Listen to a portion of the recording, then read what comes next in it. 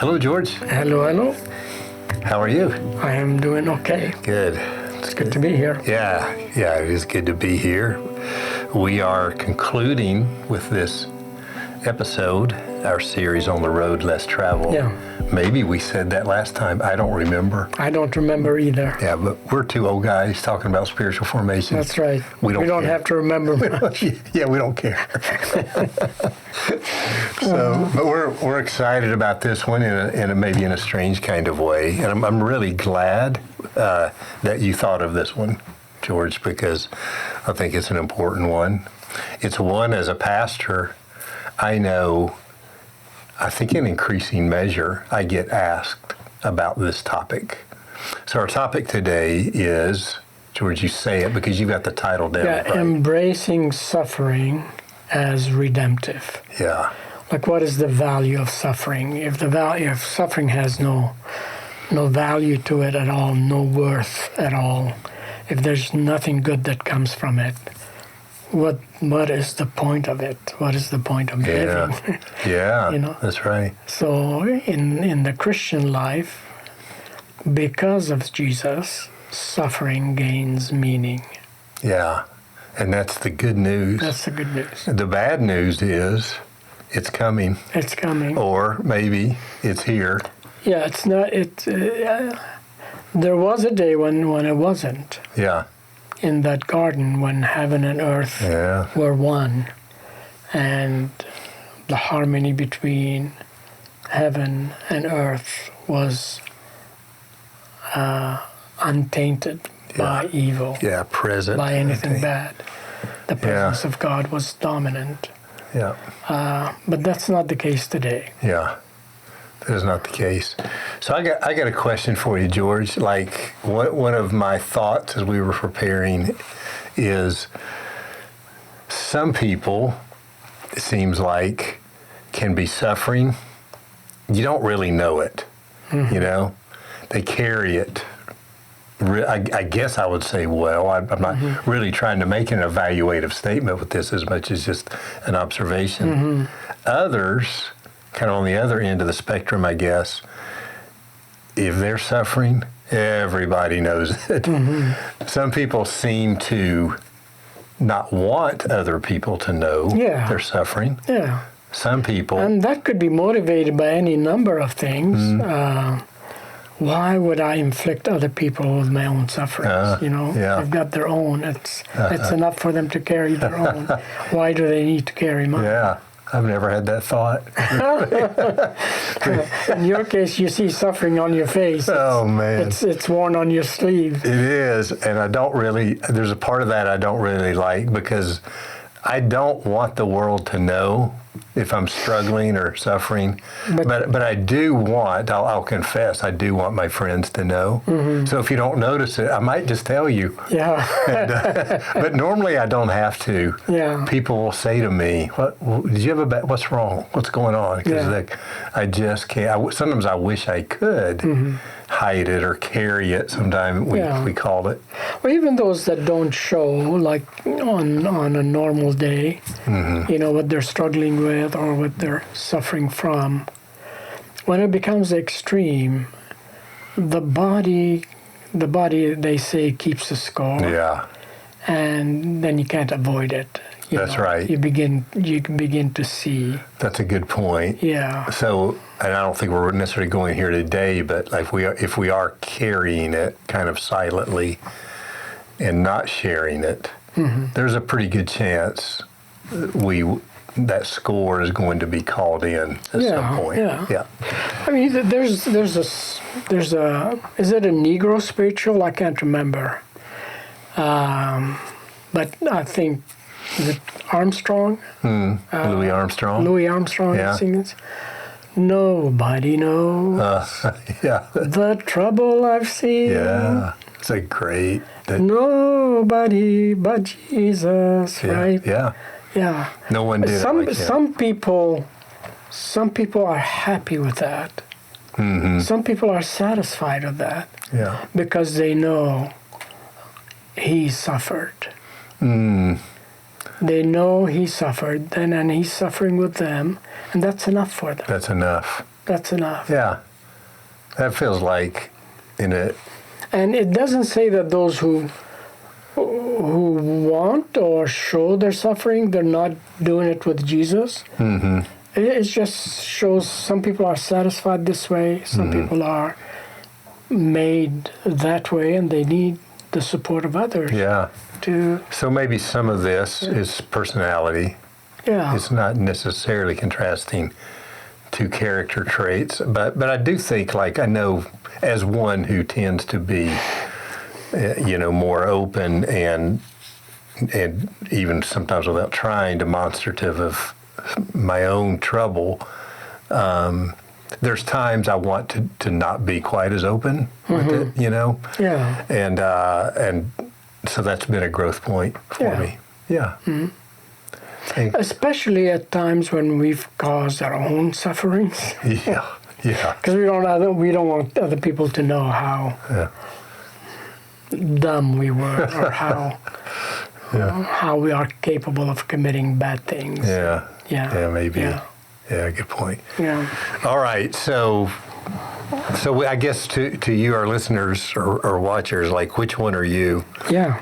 Or you tend to wear it where people can see it, whether you're trying to or not, or do you tend to hide it, Yeah. whether you're trying to or not? Yeah. Or most of us are probably somewhere in the middle, but on that. But how do you carry your suffering? Yeah. Here's what Job said. And Job is one who is acquainted with grief and with suffering. For sure. Because if you know his story, he lost his family, he lost all of his possessions. And he's sitting on a heap of ash, and his friends try to comfort him, and a dialogue is happening between them and all of that. And he suffers until the very last, when God comes and redeems his suffering, right? Yeah. He says this at the beginning of those conversations he's having with his friends. This one is a conversation with God, actually, in chapter 5. He says, "For misery does not come from the earth, nor does trouble sprout from the ground, but human beings are born to trouble, just as sparks fly upward. As for me, I would seek God, and to God I would commit my cause." That's an amazing little segment there. Isn't it? Yeah. It really is. Yeah, he's lost it all, and he's come to realize, hey, nobody is spared. Yeah. Misery is part of the human existence. Suffering is part of the human existence. Just like when you strike two flint stones against each other, the spark fly upward. Yeah. It's as sure as that. Yeah. There's a certainty about it. Yeah. And it's been the bane of human existence for the longest time. Yeah. And we've tried to build systems around minimizing suffering, but there's no getting around it.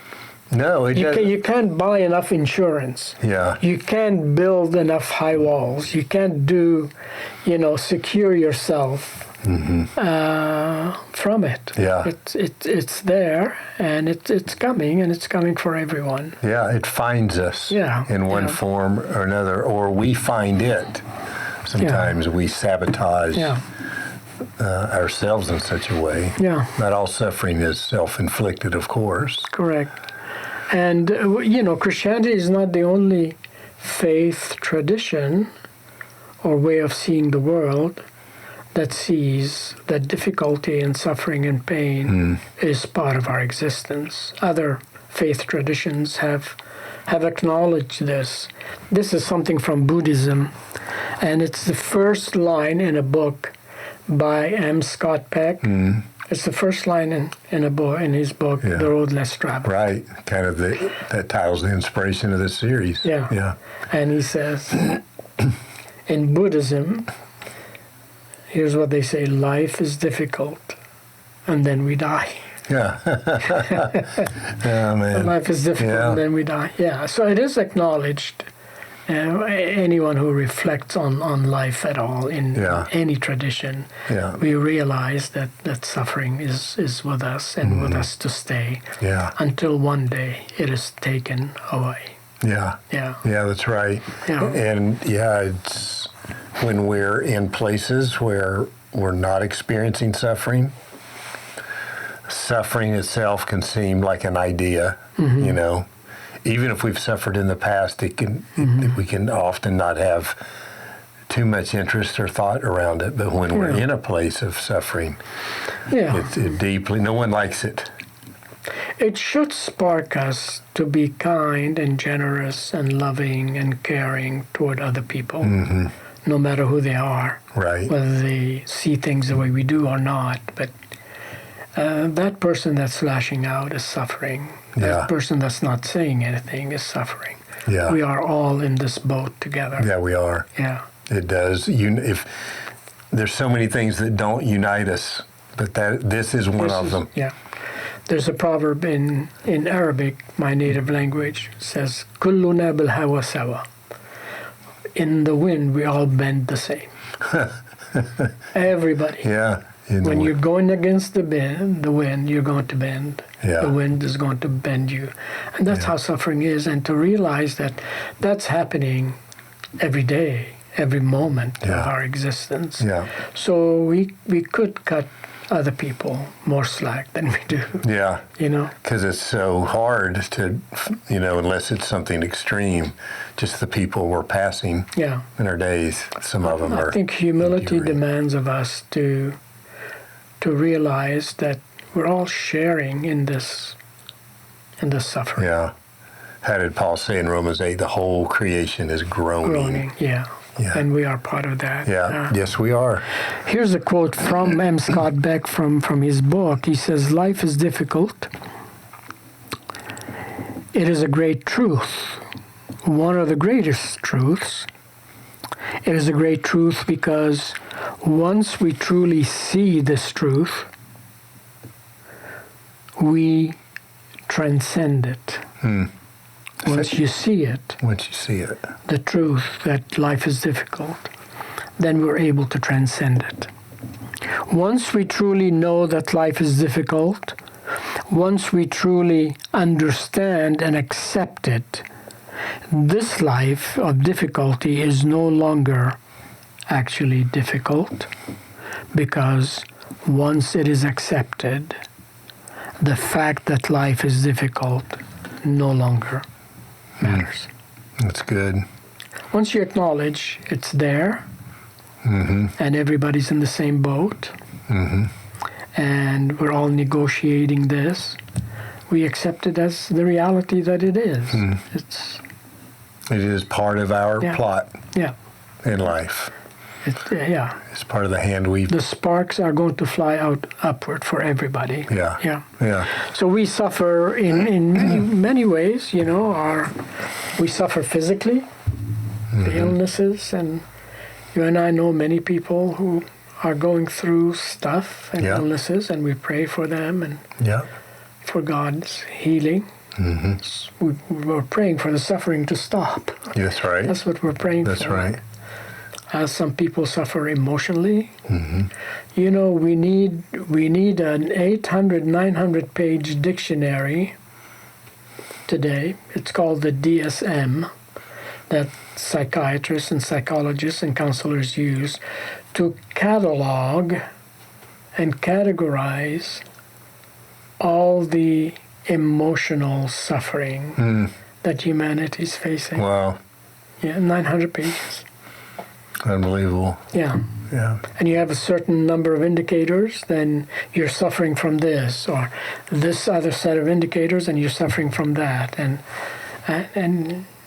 that's built up over time, and it just keep adding pages, We keep adding categories of suffering and difficulty and trouble and miseries to this life. Yeah. How do we make sense of it? How do we redeem it? You know? Yeah. It's a huge question. Yeah. We suffer emotionally. We suffer spiritually. I think Job is suffering spiritually because he's suffering with God. He's suffering because of his lived experience with God as a righteous person. And there's a disconnect between what's happening to him and what he thought who God is. And he's trying to come to terms with his sufferings and the meaning of his sufferings. Is there anything in here that could be redeemed for the greater good of myself, my family, my society? Yeah. The inward journey that people take in suffering is of a completely different kind than other inward journeys we might take. You know? There's just something about what suffering does to our heart and our psyche that's different. Or outward journeys. I mean, I've lived in 2 or 3 cultures now for many decades at a time, and I can observe some cultures suffer publicly more than other cultures. Interesting. Here in the West, we, outside of the television parading of personal troubles and all those kinds of things, reality shows and all of that, we don't have a framework for public lament in our culture. For crying for the condition that we are in. It seems like the form of lament we practice is blame, and we just leave it there and attack and accuse and belittle and all those kinds of things. And that's not good lament. Good lament is coming together as a nation and crying out to God and for God's mercy and for God to redeem the suffering.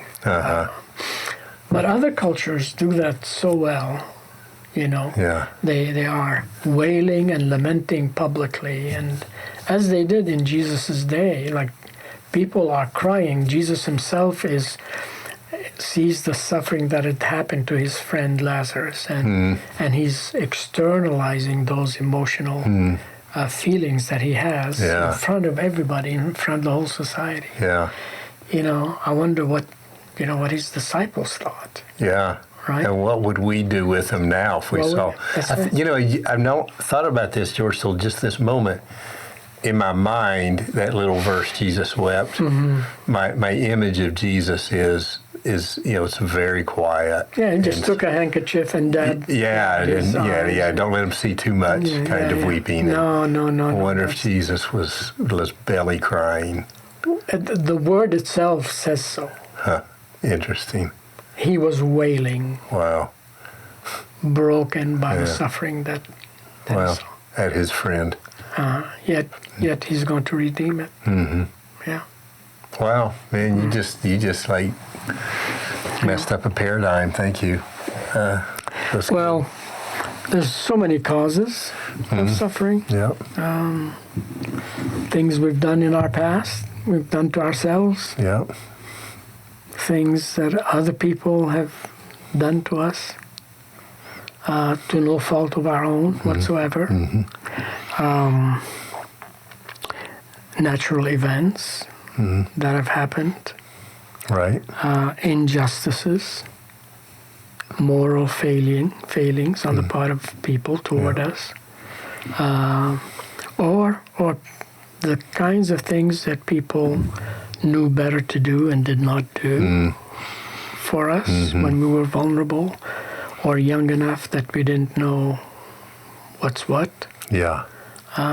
People hold things from us. I mean, that's part of human nature. All of these things are able to leave scars and trauma and suffering and pain.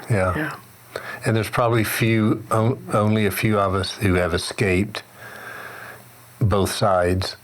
You know, we've been wounded. We have wounded. Yeah. And I think most of us would say that. Yeah. You know. The beauty about Jesus is that he was the wounded healer. Yeah. Yeah, someone should write a book. Somebody should write a book. You're right. The wounded healer. Yeah. Oh wait. Yeah. Wait. Somebody did. Yeah. We recommend that book. Yeah. By Henri Nouwen. Yeah. Yeah. Yeah. I mean, there's so many ways we can respond to suffering. Yeah. Right. We can respond by sulking, by lashing out, by withdrawing. Yep. Feeling sorry for ourselves. Yeah. There's all kinds of ways we can respond to suffering, but the moment we begin to accept the reality of suffering, the universality of suffering, something in us is triggered to say, okay, this is what reality is. We're running into this thing, and we're wrong that it only happens to us. It doesn't only happen to us. It happens to everybody. Yeah. Once we realize that, then we can collectively say, how do we deal with this, with this suffering? Yeah, there's a normalization of it that can be really healthy. Yeah. Coming to terms with. And there's some common ways that in our culture tries to avoid suffering to our detriment. You know? Yeah. People are drinking themselves to death or drugging themselves to death or engaging in addictive kinds of behaviors and ideas like, and it doesn't have to be, the big ones, gluttony and all of that, but it can be. It can be a way of assuaging this angst. We can distract ourselves from our suffering, and through. I mean, I think one of the common ways I've experienced is what I've heard is a new term for me: overperforming. Yeah. Usually, they just call it overworking and making yourself really busy you can not have to reflect. Correct. But overperforming landed with me recently. It's like I understand that. Because, I mean, lots of things get attached to it, right? If I'm overperforming and nobody's noticing, then what? Yeah. I'm going to begin feeling sorry for myself. Yeah. Yeah, that's beginning right. to look at other people in not so trustful ways. Yeah. Yeah. Yeah. Yeah, I mean, the big 7 deadly sins that have been with us since the beginning of the church, like pride, right? I'm better than you. I have more than you. Therefore, I'm better than you. Yeah. Pride and greed. Yeah. Yeah. The love of money, the love of hoarding things for myself and not sharing with others. Sloth, which is like spiritual laziness. I know I need to fix some things in my life, but I'm too lazy to work on that. Yeah. Anger or wrath, holding other people in contempt. Yeah. And envy. You've got something I want, and I'm going to sulk until... Yeah, I'm going to hold it against you in one way or the other. Yeah. We're probably forgetting other ones, but those are the kinds of things that actually are the heart of where suffering comes from. James talks about that in chapter 1, 2, and 3 of his book. Yeah. Right? Yeah, that's right. Yeah. Yeah. Yeah. We do create a lot of suffering for ourselves, and then others create suffering for us as well. Yeah. But with the coming of Christ, there's something called Christian suffering. And this is where the road less traveled comes in. How did Christ suffer? Yeah. Yeah, let's go there. Yeah, what can we say about that? You used the word uniqueness a little while ago. There's a uniqueness about Christ's suffering. Yeah. Jesus knew, the Son of God knew, coming into this world, he was coming into suffering. Hmm. Yet he willingly, deliberately entered. He lowered himself to the point of a slave, and the nature of slavery is the nature of suffering. Mm-hmm. And he took that upon himself, knowing full well that that's his lot in life. But his suffering was not in vain. Mm-hmm. For the joy that was set before him, he endured the cross. And it wasn't just the cross. It wasn't only the cross that caused the big suffering of Jesus, the rejection of other people, right? Yeah. The insults that he received, Betrayal. the beatings, the betrayals, the denials. Yeah. The distancing Yeah, of the people. attempts on his life, Yeah. the fact that he had to flee his own town in order to be safe. Yeah. You know, Yeah. all of that is Yeah. Kind of character assassination that Yeah. went on. yeah. Rumors and things Correct. said about him. All of this tells us that he negotiated suffering really well for the sake of redemption. Yeah, that's good. You know, that's really helpful, George, because there's things in my life I would not put in the category of suffering necessarily, but there's things I dread. You know, like I dread flying. I can do it. When I do it, it's like, it wasn't so bad. Yeah. But the anticipation of flying is worse. And Jesus, as he grows up and is becoming familiar with greater and greater clarity of what his life is going to look like, you talk about carrying it, Yeah. you know, and he wasn't afraid at the appropriate times to share it, you know, with those close to him. Correct.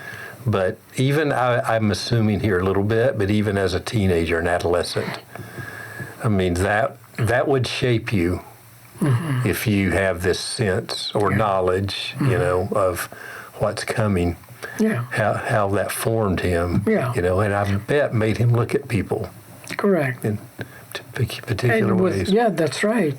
With care and empathy. Yeah. And, That's right. Knowing often what he was gazing on in others' suffering, he was going to carry that one day. Yeah. He was going to bear that. Yeah. And he tells Peter, for example, Peter, you're going to suffer. Yeah. You know. Yeah. So he's predicting that a life of suffering, the life of Christ, the life of suffering, we complete the sufferings of Christ in our sufferings when we suffer well with Jesus. We complete the sufferings of Christ. Paul talks about that. He does, doesn't he? Is that in 2 Corinthians? I'm not grabbing where it is. Yeah, I'm not either. The sufferings of Christ are not complete because we are in Christ, and we haven't arrived at the end yet. So the suffering of Christ are not complete. They're still ongoing. They're still ongoing in his body, in us, with us. Yeah. Boy, that makes sense. Yeah. It's a good take on that, George. But there is a potential to redeem suffering. You know, a couple of weeks ago we were at a conference together. Yeah. And one of the speakers, just a horrific kind of upbringing. Yeah. You know, abused at a very, very young age. Yeah. Very young age by family members. Yeah. A little later abused by siblings. We're talking physically and sexually and every way you can think of. Abused by an uncle and trafficked to other men by his own uncle, by his own flesh and blood. Yeah. That kind of suffering is unbearable. Yeah. It is enough to drive people bonkers. Yet, here he is testifying to the goodness of God. Not the goodness of suffering. Goodness, there's nothing good about it. But it can be redeemed. Yeah. It can be redeemed because God can be in the suffering. And this guy is a brilliant psychologist now. That's right. Who is stewarding, in some ways, his own formation. Yeah. And having to come to terms with. Yeah. And what I saw him doing is that he is trying to spare us some unnecessary suffering.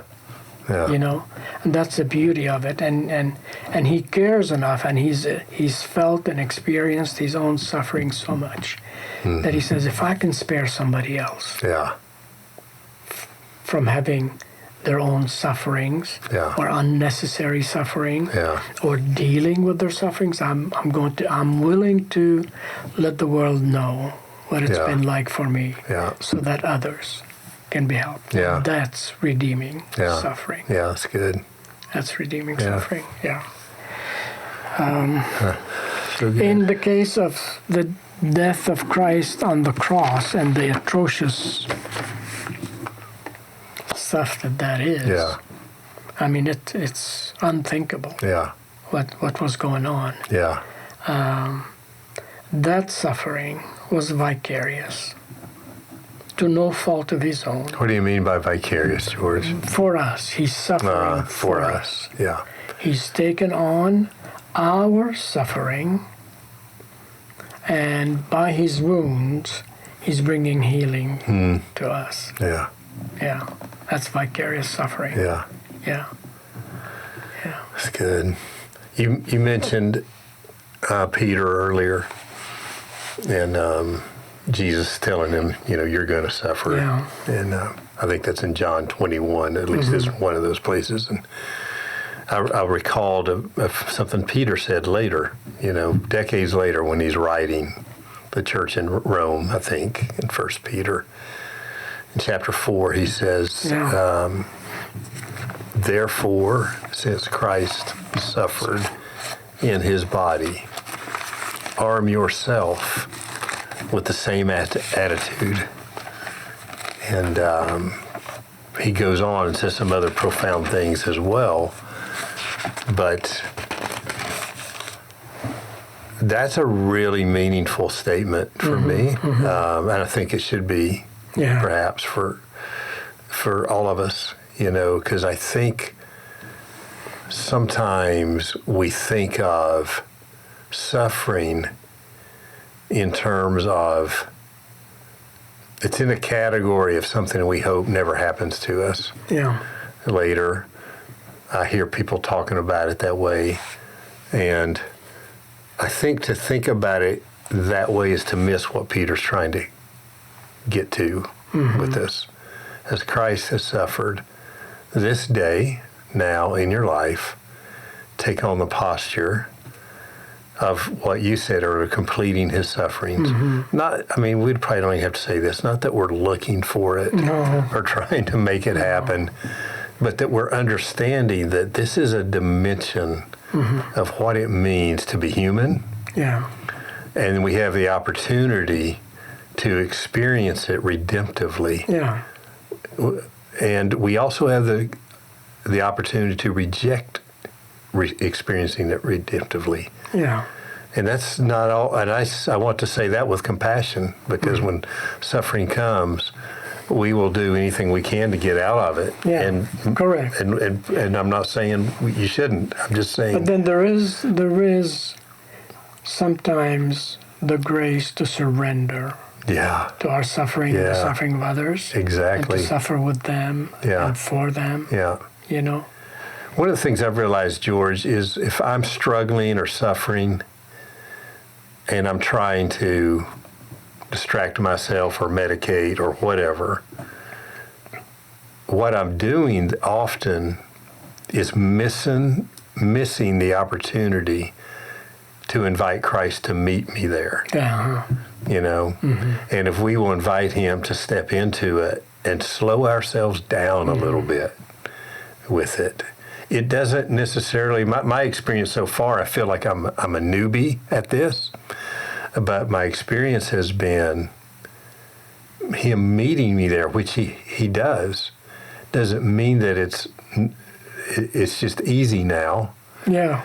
Always. In some ways, maybe we can experience that from time to time, but it feels like now there's the potential for joy in it. Yeah. You're not alone. Yeah. I will never leave you or forsake you. Yeah, that's right. And you can depend on me in the good times, in the bad times. Yeah. I'm here for you. Yeah, that's right. Yeah. And without condemnation. Yes. You know? Absolutely. Because a lot of times when I'm suffering, I'm blaming myself for it.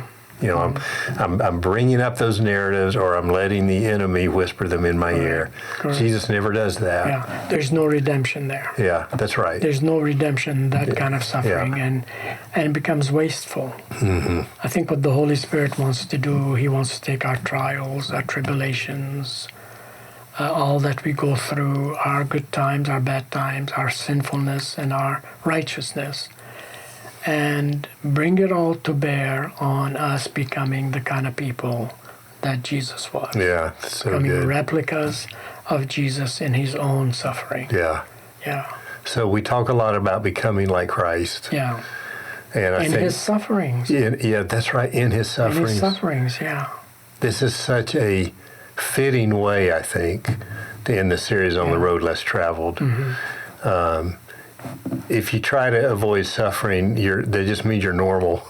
Yeah. But as we grow and mature, we learn this is where Christ wants to meet us. Yeah. And boy, does He know a whole lot about it. Yeah. And He knows a lot about it. yeah. So Yeah. we can experience. There is it. nothing that we have experienced that He hasn't experienced. Yeah, that's right. And we can become new creations because of Him Yeah. and redeem suffering. Yeah, we get to know the man of sorrows in that place. So it's really good. Yeah. Yeah. Well, thank you, George. So grateful you brought this. I thought we were done with this series. Yeah. No, this is the cap. Yeah, that was well placed. Yeah. Good job. So, well, we are going to start another series after this one right away. We think it's going to be a pretty short one. Yes. And we won't tell what it is yet. No, let's keep it a secret. Okay, it's a secret. We'll hold it. Yeah. See you next time. See you next time. Thank you so much for listening to this episode of the Soul Renovate podcast. Any of the scriptures or resources that we mentioned in this episode will be linked in our show notes. If you enjoyed this episode, be sure to leave us a review and subscribe on your favorite podcasting app, because it really helps us to share these conversations with more Christian leaders like you. And if you have any questions you'd like Jim and George to answer, you can email us at info@soulrenovate.us. Soul Renovate is a ministry of Christ First Counseling Center, and it exists to propel Christian leaders to abide in Christ and grow in His likeness. Soul Renovate is made possible by the generous support of people like you. If you'd like to support us, you can do that on our website, soulrenovate.us. And if you'd like to learn more about Soul Renovate, you can also do that on our website, soulrenovate.us. This podcast is produced by me, Dalton Huey. Our cover art was designed by Hannah Huey, and our music is by The Fox's Forest. Thanks again for listening. Till next time.